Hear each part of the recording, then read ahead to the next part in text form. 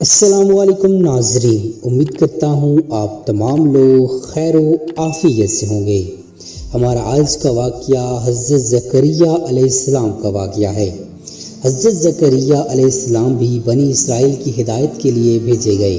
آپ کے زمانے میں بنی اسرائیل کی حالت بہت خراب تھی، مگر پھر بھی ان میں نیک لوگ بھی تھے اور ایسی عورتیں بھی تھیں جو اولاد کو دین کے لیے وقف کر دیتی تھیں اور ان سے دنیا کا کام نہ لیا جاتا تھا۔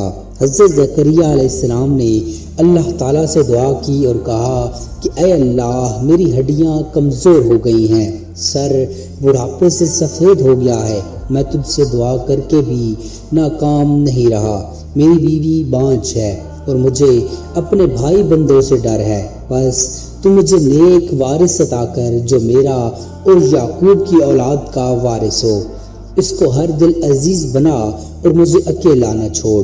ایک روز حضرت زکریا علیہ السلام نماز پڑھ رہے تھے تو فرشتوں نے انہیں آواز دی کہ اللہ تمہیں یحییٰ علیہ السلام کے پیدا ہونے کی خوشخبری دیتا ہے، یہ اللہ کے حکم کی تصدیق کرے گا۔ آپ نے یہ خوشخبری سنی تو تعجب سے کہنے لگے کہ اس عمر میں میرا لڑکا کیسے پیدا ہوگا جبکہ میں بوڑھا ہوں اور میری بیوی بانجھ ہے۔ جواب ملا، ہمارے لیے تمام باتیں آسان ہیں۔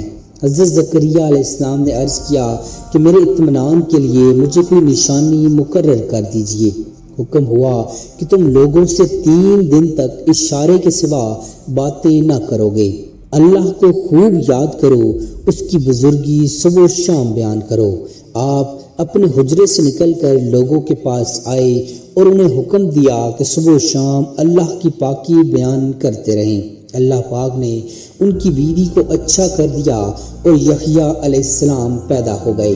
حضرت یحییٰ علیہ السلام کو اللہ تعالیٰ کا حکم تھا کہ وہ تورات پر خوب اچھی طرح عمل کریں۔ ابھی حضرت یحییٰ علیہ السلام بچے ہی تھے کہ اللہ تعالیٰ نے ان کو دانائی بخشی، رحم دلی اور پاکیزگی عطا کی۔ وہ پرہیزگار تھے اور اپنے ماں باپ کے ساتھ بھلائی کرتے تھے، وہ سرکش اور نافرمان نہ تھے۔ حضرت یحییٰ علیہ السلام کے متعلق اللہ تعالیٰ نے قرآن پاک میں فرمایا ہے، اس کا مطلب یہ ہے کہ جس دن وہ پیدا ہوئے اور جس دن وہ مرے اور جس دن زندہ ہو کر اٹھائے جائیں گے، ان پر اللہ کی سلامتی اور امان ہو۔ یہ لوگ نیک کاموں میں جلدی کرتے تھے، امید اور ڈر سے اللہ کو پکارتے تھے اور اس کے آگے عاجزی کرتے تھے۔ امید کرتا ہوں آپ کو ہماری آج کی یہ ویڈیو پسند آئی ہوگی۔ مزید ایسی انفارمیٹیو ویڈیوز دیکھنے کے لیے چینل کو سبسکرائب کر لیجیے۔ جزاک اللہ خیرہ۔